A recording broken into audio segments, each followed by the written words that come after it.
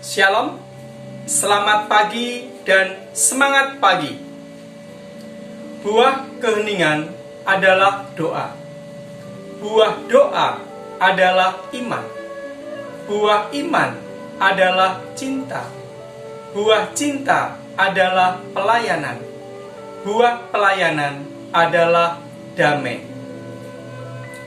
Itulah ungkapan yang disampaikan oleh Bunda Teresa untuk selalu mengingatkan kita adanya kedamaian dalam keluarga.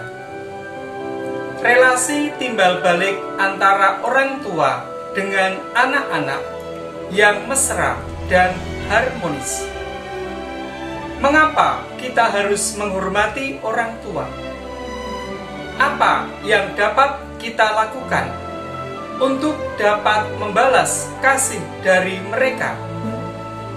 Tanpa mereka, kita tidak akan pernah ada di bumi ini. Marilah kita pelajari bersama menghormati orang tua.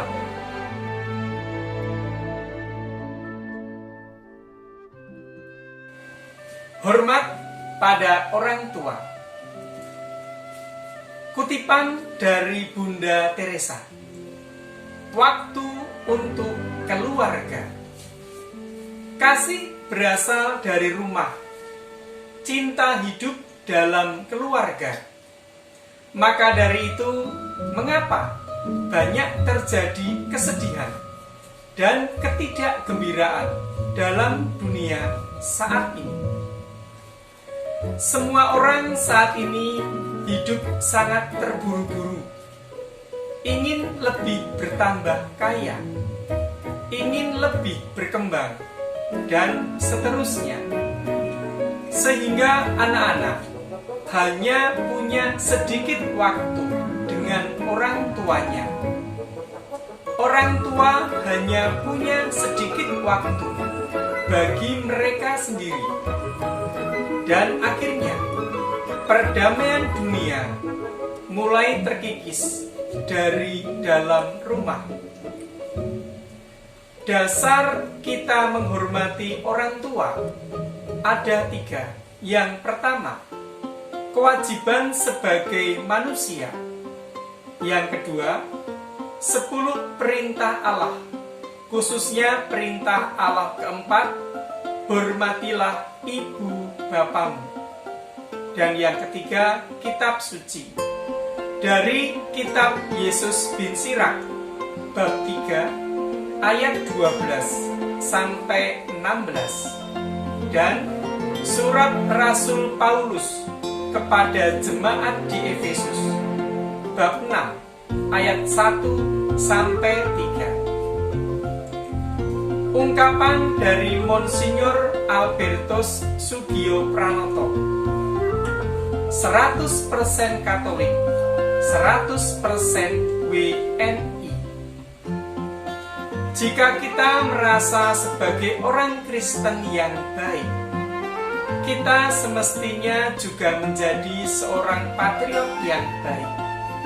Karenanya, kita merasa bahwa kita 100% patriotik, sebab kita juga merasa 100% Katolik. Malahan menurut perintah keempat dari 10 perintah Allah, sebagaimana tertulis dalam katekismus, kita harus mengasihi gereja Katolik, dan dengan demikian mengasihi negara dengan segenap hati. Teks dari kitab Yesus bin Sirak. Anakku, tolonglah bapamu pada masa tuanya. Jangan menyakiti hatinya di masa hidupnya. Pun pula kalau akalnya sudah berkurang, hendaklah kau maafkan. Jangan menistakannya sewaktu engkau masih berdaya. Kebaikan yang ditunjukkan kepada Bapa tidak sampai terlupa, melainkan dibilang sebagai pemulihan segala dosamu. Pada masa pencobaan, engkau akan diingat oleh Tuhan, maka dosamu lenyap seperti air beku yang kena matahari.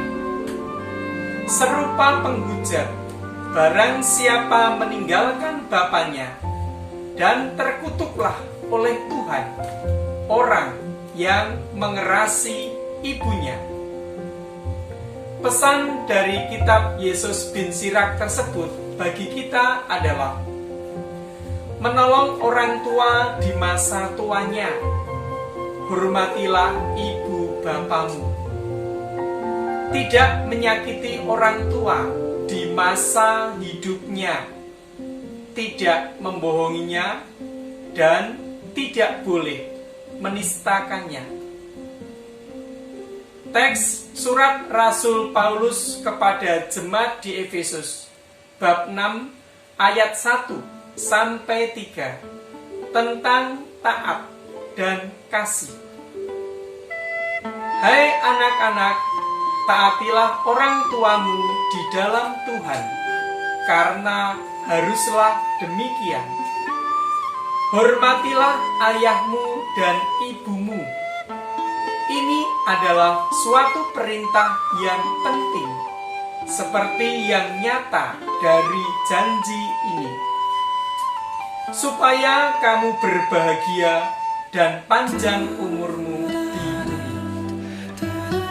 Pesan surat Rasul Paulus kepada jemaat di Efesus tersebut bagi kita adalah: anak-anak kecil harus diajar untuk menaati dan menghormati orang tua mereka dengan dididik dan dilatih dalam Tuhan. Anak-anak yang sudah lebih besar, sekalipun sudah menikah, harus menunjukkan sikap hormat terhadap nasihat orang tua dan menghormati mereka dalam usia lanjut melalui perawatan dan bantuan keuangan apabila perlu. Anak-anak yang menghormati orang tuanya akan diberkati oleh Allah. Berbahagialah dan panjang umur di dunia ini dan di dalam kekelahiran. Ungkapan Bunda Teresa. Tebarkanlah cinta kemanapun engkau pergi. Jangan ada seorang pun yang datang menemuimu tanpa menjadi lebih bahagia ketika meninggalkanmu. Dan ungkapan terakhir dari Bunda Teresa. Buah keheningan adalah doa. Buah doa adalah iman. Buah iman adalah cinta. Buah cinta adalah pelayanan.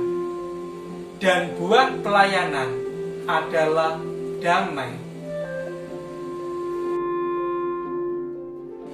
Sekian dan terima kasih. Tuhan memberkati.